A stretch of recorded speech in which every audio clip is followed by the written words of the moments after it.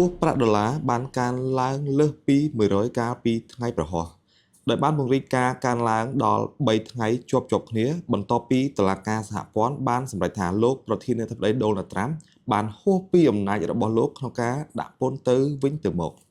តុលាការពាណិជ្ជកម្មអន្តរជាតិរបស់សហរដ្ឋអាមេរិកបានប្រកាសថាពន្ធគយខុសច្បាប់ចំពោះទាំងអស់គ្នាមិនមែនត្រឹមតែអាជីវកម្មអាមេរិកចំនួន5ដែលដាក់ពាក្យបណ្ដឹងនោះទេហើយបានបញ្ជាឲ្យដកពន្ធគយនិងរារាំងជាអចិន្ត្រៃយ៍រដ្ឋបាលលោកដូណាល់ត្រាំត្រូវបានគេរំពឹងថានឹងប្តឹងឧទ្ធរណ៍សម្រាប់ការសម្រេចចិត្តនេះទន្ទឹមនឹងនេះ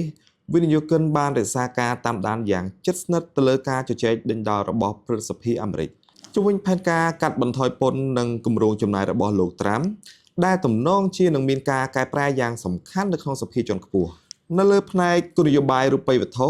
របាយការណ៍កំណត់ហេតុប្រជុំ FOMC ចុងក្រោយបង្អស់បានបង្ហាញថាមន្ត្រីកំពុងអនុវត្តវិធីសាស្ត្រប្រុងប្រយ័ត្នរងចាំនិងមើលដើម្បីវាយតម្លៃការធ្លាក់ចុះសេដ្ឋកិច្ចពីសកម្មភាពរបស់រដ្ឋាភិបាលថ្មីៗនិងការអភិវឌ្ឍពន្ធគយអ្នកបង្កើតគោលនយោបាយ Fed ក៏បានកត់សម្គាល់ផងដែរថាហានិភ័យនៃការកើនឡើងនៃអតិផរណា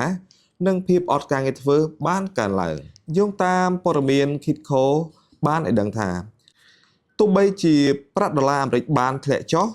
និងខ្សែកោងទិន្នផលមូលបត្របានកើនឡើងខ្លាំងក៏ដោយធនាគារកណ្ដាលនៅតែប្រកាន់ខ្ជាប់ថាសកម្មភាពសេដ្ឋកិច្ចនិងទីផ្សារការងារនៅតែរឹងមាំហើយការធ្វើអន្តរាគមន៍គោលនយោបាយគឺមិនចាំបាច់នេះបើយោងតាមកំណត់ហេតុនៃកិច្ចប្រជុំគណៈកម្មាធិការទីផ្សារបើកចំហសហព័ន្ធខែឧសភា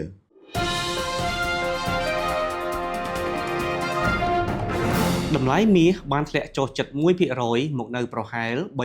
$3,260 ក្នុង1អោនកាលពីថ្ងៃប្រហោះដែលជាការកត់សម្គាល់នៅការធ្លាក់ចុះ3ថ្ងៃជាប់ៗគ្នាដោយសារហានិភ័យពន្ធបានកាត់បន្ថយតម្រូវការសម្រាប់ទ្រព្យសម្បត្តិដែលមានសវត្ថិភាពនេះការធ្លាក់ចុះនេះបានធ្វើឡើងបន្ទាប់ពីការសម្រេចរបស់តុលាការពាណិជ្ជកម្មអន្តរជាតិអាមេរិកដែលបានរកឃើញថាលោកប្រធានាធិបតី Donald Trump បានលើសពីសិទ្ធិអំណាចរបស់លោកក្នុងការដាក់ពន្ធទៅវិញទៅមកតុលាការបានបញ្ជាឲ្យវិធានការនេះត្រូវបានដកចេញនិងត្រូវបានរារាំងជាអចិន្ត្រៃយ៍ដែលជាការថយក្រោយដ៏សំខាន់សម្រាប់របៀបវារៈសេដ្ឋកិច្ចរបស់ប្រធានាធិបតី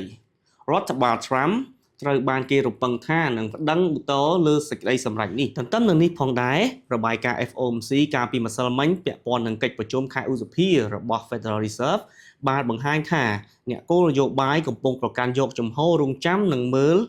នៅពេលពួកគេវិយតម្លៃឥទ្ធិពលសេដ្ឋកិច្ចនៃការផ្លាស់ប្ដូរគោលនយោបាយថ្មីៗរួមទាំងពន្ធគយដែលបិទនៅពេលនេះធនាគារកណ្ដាលក៏បានទទួលស្គាល់ការកើនឡើងហានិភ័យនៃអតិផរណានិងភាពអត់ការងារធ្វើផងដែរនៅក្នុងព័ត៌មានផ្សេងទៀតការនាំចេញមាសរបស់សហរដ្ឋអាមេរិកទៅកាន់ប្រទេសស្វីសបានកើនឡើងនៅក្នុងខែមេសាបន្ទាប់ពីពន្ធលើលោហៈធាតុមានតម្លៃត្រូវបានដកចេញដោយបន្ថែមលើកំណើនថ្មីចំពោះលំហូរមាសរបស់ពិភពលោក